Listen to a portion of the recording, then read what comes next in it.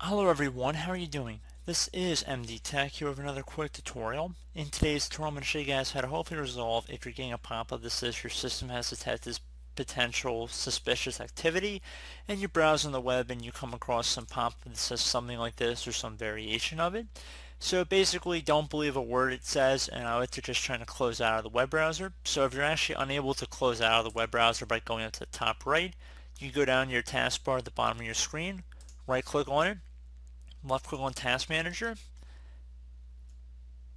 and then you just want to locate whatever app your web browser is you're currently on. So just, let's say Google Chrome. I'm going to right click on it and then left click on End Task.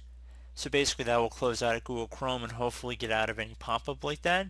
So hopefully that was able to resolve the problem. Definitely make sure you have different layers of security like user account control enabled, smart filter, and antivirus, anti-malware security software as well, and just be proactive.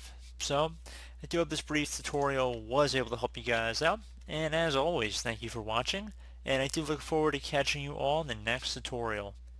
Goodbye.